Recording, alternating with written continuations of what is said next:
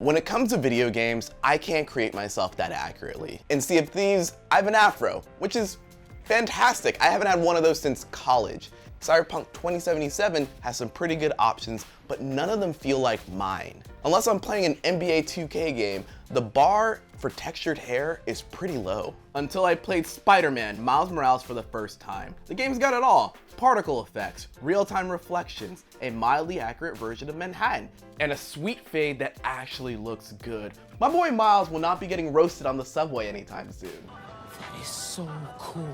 But why have I never felt this way about video game hair before? Is it really that hard to give a character a shape up? I spoke to some developers to get an answer to that question and to figure out the process of creating video game hair. Some game studios create their hair in-house, but many actually outsource it to smaller companies. An NPC's hair might take a couple of weeks to create. For a main character like Aloy from Horizon Zero Dawn, it could take a little bit more time. Let's ask the guy who'd know, Johan Lithval. It took me the better part of 2 years probably to create that one hairstyle. That's wild, right? Well, you're about to learn why, my friend.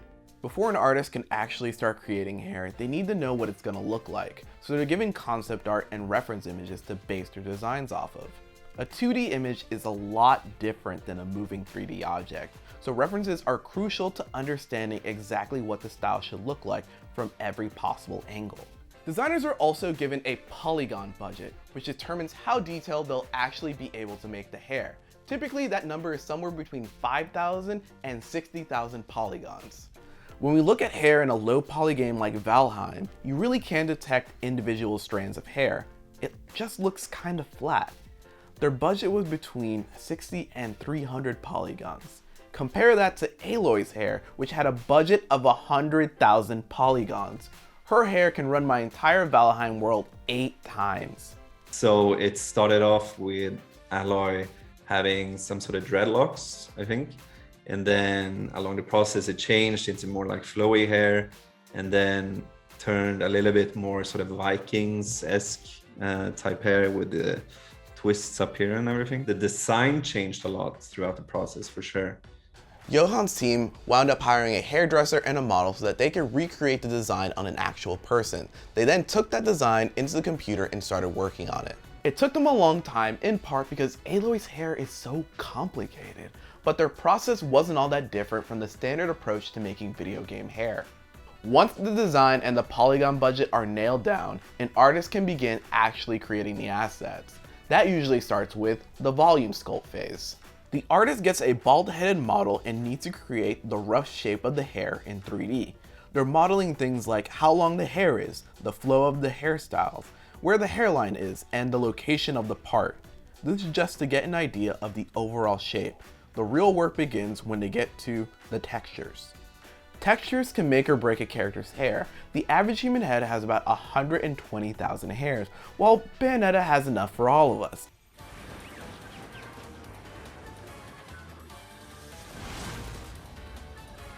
It would be very difficult, though not impossible, to generate each strand of hair separately.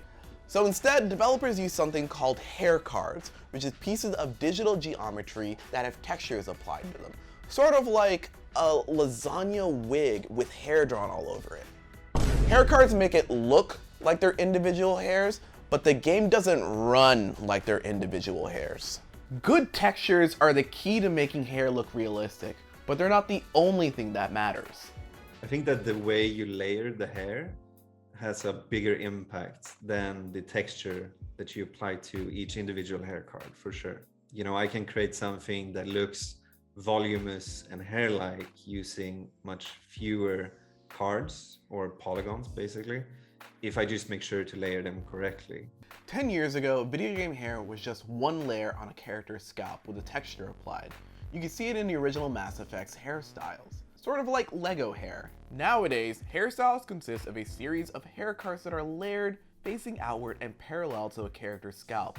It's more like comparing Legos to Bionicles. The same thing, but more complicated. Hair artists take those layers and combine them into clumps or chunks. The key is layering them in such a way that looks natural and not too uniform. So when I kind of move around the camera around this set of planes. I want it to not look like planes anymore. I want it to look like a bunch of individual strands that are kind of going in a similar direction. And then when I have that, I combine it with other pieces of combined set of planes, basically, until I have a section of hair, which I can then place on the scalp. Most hairstyles are made up of 4 different types of cards: base hair cards, structural hair cards, breakup hair cards, and flyaway hair cards. Base hair cards are the larger layers that cover the character's scalp. The player won't really see these cards, so it doesn't really matter too much what they look like. Structural hair cards are placed on top. The hair on these is typically less dense than the hair on the base cards. This is where the volume and style of the hair begin to take shape. Breakup hair cards are added on top of those to define the haircut even more, balancing out the structural cards and ensuring that the foundation is fully covered. And finally, flyaway cards are smaller clumps of hair that fly away from the head to break up the silhouette. Hair that's too perfect starts to look unrealistic, so this adds a little bit of chaos back into the mix. It is also important to remember that well-designed hair has to look good from every angle. Even the dopest style could look flat if it doesn't move right or react appropriately to lighting. This is where specularity comes in. Specularity is the amount of shine reflected by your hair with light. If you have dark hair, like black hair, and you look at it without specularity, you're not gonna be able to read any individual shapes. So your eye in real life is not gonna be able to read it as hair. But it's when specular is applied to it where you start reading those shapes, and your brain basically tells you like, hey, this is hair. Developers apply transparency to the hair textures, which removes everything that's not hair strands. Then they add specular highlights to the surface of the strands to allow the game's lighting to bounce off the hair. These are the basic building blocks of creating video game hair, but each step varies depending on the type of hair, especially when it comes to hair like mine. So far we talked a lot about texture, which developers use to make 3D objects seem more realistic. But now we're going to be talking about hair texture, which is about hair that curls and coils instead of being smooth. When we described creating hair earlier, it was relatively straight strands of hair. Textured hair has more detail and requires more data in order to be rendered correctly. To make textured hair that has a lot of frizz in it or a lot of coil, basically like any hair that has really, really tiny shapes in it, you have to rely more on the texture instead of the polygons.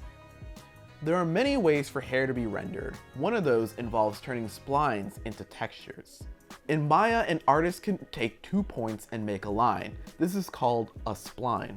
Unlike a polygon, a spline has no surface and it can't be rendered unless it's converted into something else. Very straight hair can be made with just 2 points, wavy hair with a few more. When it comes to curls, the spline has way more than 2 points. Then artists take those curled splines and apply them to hair cards. Curls just take more of the artist's time when creating them. The illusion of digital hair breaks down without high enough textures. This is why games like Cyberpunk 2077 and Skyrim seem a bit off to people who have textured hair. An artist could add more high definition texture by adding more hair cards, but that pushes the polygon budget to a higher value and requires more processing power. You need way too many polygons to support that level of detail basically in each individual strand. Having the processing power of a lot of hair cards is relatively new, which is why I was so surprised to see one of the best looking fades I've ever seen in a Spider-Man game of all places. Having a sweet fade is a sign of maturity for people with textured hair. It shows that you care about your appearance enough to pay a skilled barber to make you a unique silhouette to keep you from being clowned in your group chat. So I talked to the team at Insomniac about why Miles' hair was so important to get right. We wanted to give Miles a more relatable hairstyle and a great looking fade that, better suited his new role, right? And with that hairstyle that is kind of a mix of like real world reference and what you'd see in the comics. We'll start with the cut reference of how it should actually look, like the whole wig should look, and then an individual strand reference. So using high quality reference images of Naji's hair to see how his hair actually behaves and try to replicate that when giving him the cut and match the concept and the reference images that Gavin helped supply. Game engines such as the Unreal Engine and the Frostbite engine are rendering individual strands of hair. And as technology keeps evolving, there is an increased amount of polygons available for textured hair. This is what Insomniac Games has been working on with Miles. So Miles actually has two fades. He has his PlayStation 4 fade and his PlayStation 5 fade. So the PlayStation 4 fade is actually a duplicate of the geometry of his skull that is pushed out a little bit. And it uses a texture to essentially tell the renderer which pixels we want to render and which pixels we don't. Basically, on PS4, Miles' hair is literally an extension of his skin that's been colored and textured to look like hair. But the next-gen version takes a next-gen approach. On PS5, Miles' hair is composed of thousands of individually, procedurally generated strands of geometry. We do a number of techniques to, automatically generate different levels of details and also duplicate or instance each individual strand so that we can, efficiently generate potentially millions of polygons. As the view gets closer, it gets more and more detailed. Further away, it gets less detailed, and that's all done kind of procedurally at runtime. The detail this technology affords for characters of color hasn't gone unnoticed. One of the best reactions that I noticed on social media was, kind of praising, the PS5 for finally allowing us to get the black hair done right. It's clear that creating textured hair like mine requires special consideration for hair artists. In the past, it required extra time and effort, but now things are changing. With technology improving, there are fewer and fewer reasons for why gamers can't find the hair that they have in the games that they play. It seems the only thing holding back a dope fade seems to be the company creating it. Hopefully we'll be getting more curls and natural hairstyles in the future, but until then, I'm still wishing for my Sea of Thieves character to actually get a haircut. It's been quarantine and it's sort of just like it's all out there and he kind of needs to shape up and his beard's kind of messed up. I know barbers are kind of expensive, but it's just one of those things where you have to take care of yourself and sign up for maturity and something that you really should put into yourself and feel good about. I don't know, it's just something that you have to do.